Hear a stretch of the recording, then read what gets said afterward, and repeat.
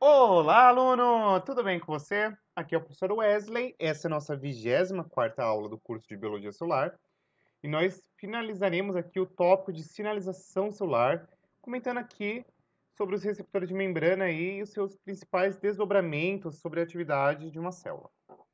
Então, só para contextualizá-los, em nossa 23ª aula, eu havia discorrido com vocês sobre o que é a sinalização celular. Nós falamos que se trata de uma situação na qual você apresenta uma molécula, que nós denominaremos como molécula ligante, que vai sinalizar a célula a fazer uma alteração na sua atividade proteica ou até mesmo na sua transcrição gênica. Para além disso, nós comentamos também sobre as principais modalidades de sinalização celular: autócrina, parácrina, eh, hormonal, dependente de contato, neurotransmissão e por aí vai. E nós finalizamos a nossa última aula discorrendo aí acerca do conceito de receptor de membrana, comentando em especial dos receptores do tipo canal iônico. Hoje nós continuaremos a discorrer aí acerca dos receptores de membrana, mas nós daremos ênfase aí em outros receptores. Então vamos lá? O primeiro receptor que eu queria associar aqui, trazer a vocês, é o receptor associado à proteína G. Por que eu queria começar a nossa discussão falando acerca do receptor associado à proteína G? Porque ele é o mais numeroso aqui em células animais, então ele apresenta-se aqui em cerca de 700 em células humanas. Para além disso, quando comenta-se acerca do receptor associado à proteína G, o detalhe muito interessante é que estão diretamente atrelados aí com percepções sensoriais. Então, por exemplo, camundongos apresentam cerca de 1000 receptores desse tipo que estão associados, por exemplo, à sensação de odor. Para além disso, quando comenta-se acerca de receptor associado à proteína G, eles são extremamente sensíveis a uma gama de várias moléculas sinalizadoras, como, por exemplo, hormônios, mediadores locais, neurotransmissores. Tanto é que cerca de metade aí dos fármacos existentes estão diretamente atrelados com isso. E a sua ação, ela provoca aqui diversas respostas, que são geralmente reversíveis e rápidas. Perdão. Além disso, um outro detalhe interessante quando comenta-se sobre a proteína, sobre o receptor associado à proteína G, é que ele vai interagir de maneira muito íntima com uma proteína associada à fase interna da membrana, que nós chamamos de proteína G. E essa proteína G, por sua vez, ela liga-se ao GTP ou ao GDP. Então aqui você tem a proteína receptora, que nada mais é do que uma cadeia polipeptídica que atravessa aqui a membrana 7 vezes. E para além disso, você vai ter aqui a proteína G inativa, que é subformada, ou melhor, ela é formada por subunidades, a alfa, beta e a gama, tá? Então você tem aqui três cadeias, que são essas que eu falei anteriormente, que se ligam ao GDP quando está na forma inativa e ao GTP quando ela fica aqui ativada pelo receptor. Então, o que é importante a gente se atentar aqui sobre essa questão das subunidades aí que formam a proteína G? A subunidade alfa e a subunidade Y-beta, elas sofrem um processo de dissociação quando elas interagem aqui com esse receptor ativado. Para além disso, tanto a G-alfa quanto a G-beta Y-beta, elas irão ativar aí uma série de enzimas da membrana plasmática que farão com que haja uma propagação desse sinal. Então vamos pegar aqui essa esquematização para vocês entenderem de maneira simplificada. Você tem aqui a molécula sinalizadora, ela se ancora aqui no receptor de proteína G, e isso acaba fazendo com que haja agora toda uma série de modificações nessa proteína G, de maneira a qual a subunidade ativa aqui se liga ao GTP e tem-se aqui uma ativação de várias subunidades proteicas em decorrência da ativação aqui da proteína G. Além disso, a G-alfa é desligada pela hidrólise do GTP, voltando aqui à sua conformação inativa. E para além disso, um detalhe muito importante a ser descrito aqui a vocês é que, quando tem-se uma resposta exacerbada a um sinal, você tem aqui o bloqueio desse receptor para que isso aqui não se reverbere de maneira muito acentuada. Além disso, um outro aspecto muito importante a ser destacado sobre a via de sinalização que está associada aos receptores associados à proteína G são As proteínas G elas ativam uma série de enzimas que estão ligadas à membrana, dentre as quais eu queria destacar a vocês a adenilato ciclase e a fosfolipase C. Então vamos discorrer aqui brevemente sobre as ações dessas enzimas. Quando comenta-se sobre a adenilato ciclase, eu quero que vocês entendam que é uma enzima que ela ativa a rota do AMP cíclico, tá? Através da síntese de AMP cíclico a partir de ATP. E por sua vez, a fosfolipase C, ela vai ativar aqui a rota do fosfolipídio de inositol, que vai produzir aqui o trifosfato de inositol, que é esse INSP3, e diacilglicerol, que é o DAG, tá? Aí você vai falar, tá, professor, mas como que se dá essa formação do trifosfato de inositol e do diacilglicerol? Basicamente, o que eu quero que vocês entendam é que a partir do fosfatidil, fosfatidil-inositol, perdão, você tem uma liberação aqui do influxo de cálcio e isso vai ser associado aí com esses processos. Então vamos lá. Então, o que é importante a gente se atentar? Você tem aqui o receptor de proteína G, a proteína G, como eu falei para vocês, é formada por subunidades, né? Alfa, beta e gama. E aí, você tem agora, a partir da proteína G, uma sinalização aqui mediante sinalizadores intracelulares secundários, que nesse caso seriam as enzimas adeninato, ciclase e a fosfolipase C, que vão ativar aí outras moléculas nessa via de sinalização, tá? Então você tem aqui, a partir desses sinalizadores secundários, agora a ativação dessas proteínas e outras moléculas aqui associadas com a via de ativação. E aí, como que se daria, por exemplo, a rota do AMPC cíclico? A priori, você vai ter aqui a ligação ligante-receptor, que vai alterar aqui a sua conformação, e nessa alteração da conformação, você acaba por aumentar a afinidade aqui do receptor e proteína G. Além disso, um outro detalhe interessante é que quando você tem essa situação na qual você tem a ativação, você vai ter a troca do GDP por GTP na subunidade alfa aqui da proteína G, e essa unidade subalfa aqui se dissocia em gama e beta e se liga à molécula efetora, que no caso aqui seria a adenilato ciclase, fazendo aqui a sua ativação. Feita essa ativação da adenilato ciclase, você vai aumentar as concentrações intracelulares de AMP cíclico, que nada mais é do que um mensageiro secundário aqui, que vai reverberar em vários efeitos fisiológicos dentro da célula. Para além disso, um outro detalhe importante sobre a rota do AMP cíclico é que ela é extremamente importante porque ela vai ativar uma série de enzimas e genes, podendo, por exemplo, ativar proteínas presentes na região do citosol, no núcleo ou até mesmo dentro de organelas.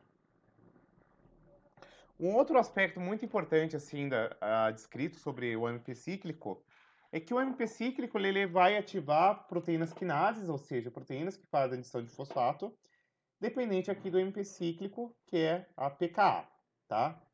Então, um aspecto muito importante ainda a ser destacado sobre o AMP cíclico é que os efeitos fisiológicos oriundos da ativação dele vai variar aí do tipo de célula e, consequentemente, do tipo do alvo molecular aí ao qual você vai eventualmente fazer a sinalização. A rota é inativada por uma enzima chamada de diesterase do AMP cíclico. E para além disso, um outro aspecto muito importante a ser destacado a vocês é que quando comenta-se sobre células animais, a rota do AMP cíclico ela é extremamente importante porque ela acaba impulsionando o consumo de combustíveis metabólicos pelas células. Então, você tem aqui a molécula sinal, ou seja, o ligante, que se ancora aqui ao receptor associado à proteína G, de maneira a qual você vai ter a ativação da adeninato ciclase, que é aquela enzima que está associada aí com a rota do AMP cíclico, de maneira a qual a síntese do AMP cíclico ela se dá através da hidrólise do ATP, e por sua vez, quando você tem aqui a ativação do AMP cíclico, você vai ter a ativação de diversas quinases proteicas que acabam aqui por acarretar uma resposta celular. E nesse sentido, a gente pode ainda destacar que, quando você tem um aumento do AMP cíclico, você vai ter aqui uma série de vários processos que eventualmente podem estar atrelados aqui com a ativação do AMP cíclico. Então, você pode ter, por exemplo, associação e dissociação de microtúbulos.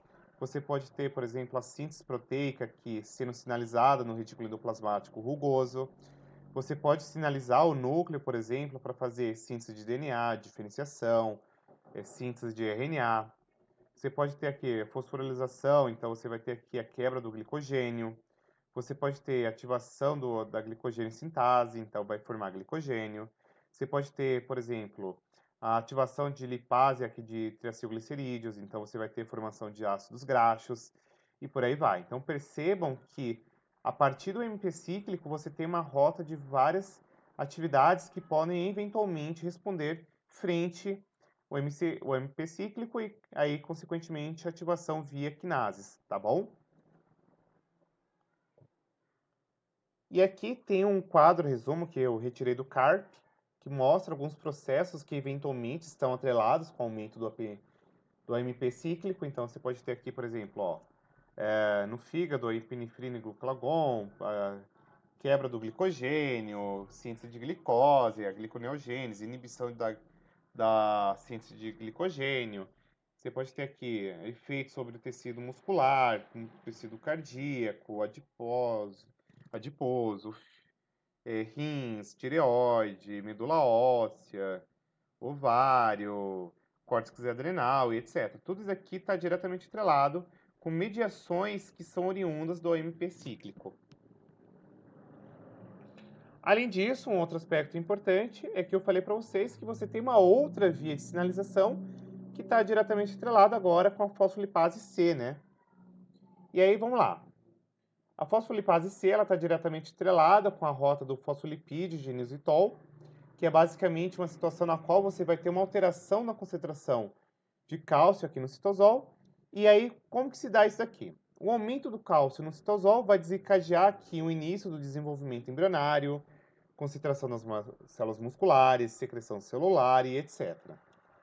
Então, você tem aqui a molécula sinal, então o ligante se ancora ao receptor associado à proteína G, de maneira a qual você tem ativação da fosfolipase C, que vai atrelar-se aqui com a síntese do inositol e da DAG, a partir do fosfolipídio de inositol, de maneira a qual esse inositol aqui ele vai se ligar aos canais de cálcio do retículo endoplasmático e a DAG ela ativa aqui proteínas quinases dependentes de cálcio, de maneira a qual você tem aqui uma resposta celular. E aqui tem uma esquematização interessante acerca dessa rota do fosfolipídio de inositol. Então, como que se daria esse processo? Você tem aqui o ligante, que pode ser um hormônio proteico, um fator de crescimento, um neurotransmissor. Ancora-se aqui no receptor, você vai ter agora a ativação aqui da proteína G. A proteína G, agora, quando ativada, você tem aqui o GTP, né? De maneira a qual você ativa a fosfolipase C, que pode estar aqui associado com o fosfolipídio de inositol, de maneira a qual há uma sinalização aqui do retículo endoplasmático para aumentar o influxo aqui de cálcio intracelular, então você vai aumentar o cálcio aqui na região do citoplasma, de maneira a qual você tem aqui a ativação de uma proteína quinase C, que vai fazer um processo de fosforilação, por exemplo, em proteínas e enzimas transportadoras, proteínas e enzimas contráteis, proteínas que participam de secreção granular, secreção de neurotransmissor, enzimas oxidantes, enzimas de endocitose, e por aí vai. E aqui tem alguns exemplos, alguns outros exemplos que estão diretamente atrelados com a ativação mediante o aumento aqui do cálcio intracelular. Então, você tem aqui a troponina C, a calmodulina, a calmirritina, retina, transportadores antiportes dependentes de cálcio, a TPase e por aí vai. Então, o que eu quero que vocês entendam ainda é que o receptor associado à proteína G, eventualmente eles podem regular a abertura aqui de canais iônicos. Então, por exemplo, você tem essa situação aqui no qual a acetilcolina se liga a esse receptor de membrana, e aí você vai ter a proteína G regulando a entrada, por exemplo, de potássio para dentro da célula, tá? Mas você pode ter também a abertura ou fechamento aí desses portais.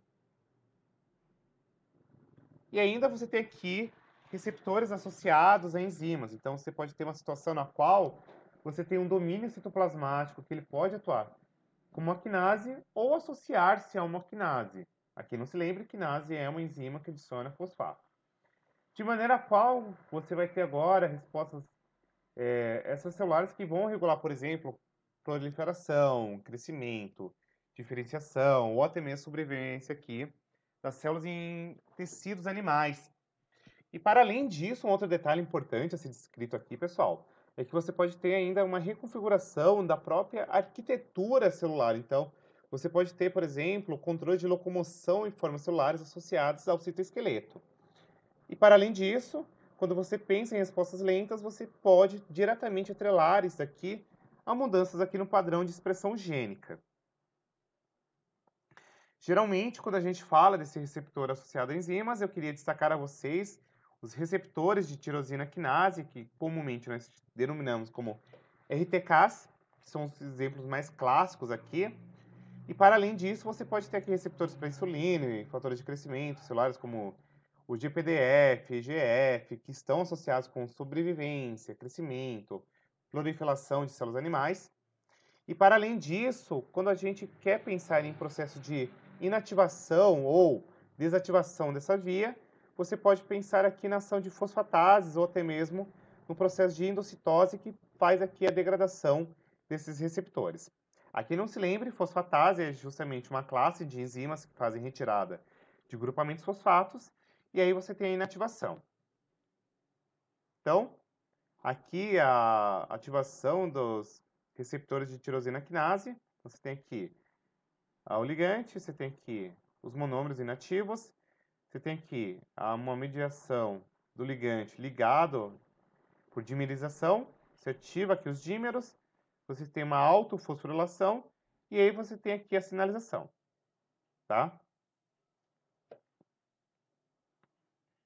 E aí o que eu quero que vocês entendam sobre esses receptores de tirosina quinases é que quando eventualmente eles estão ativados, eles acabam por fazer um processo de fosforilação de diversas proteínas aí que podem ligar-se e ativar diferentes proteínas efetoras. Então, quando você pensa nas tirosina quinases, elas vão gerar todo um efeito em cascata de fosforilação de uma série de várias enzimas que eventualmente vão aí ativar diversos eventos intracelulares.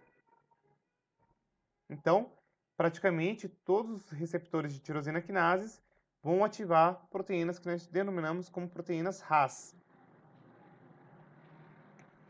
E a RAS nada mais é do que uma proteína monomérica que está diretamente estrelada aqui com o GTP, que se aclopa à porção citoplasmática da membrana. Então, quando você tem a complexação proteína RAS com GTP, você tem uma proteína, de certo modo, entre aspas, ligadas, e quando você tem a RAS ligada com a GTP, essa proteína, por sua vez, ela vai estar desligada ou inativada, se preferirem.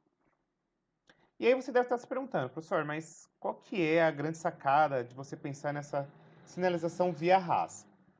E aí já respondo a vocês.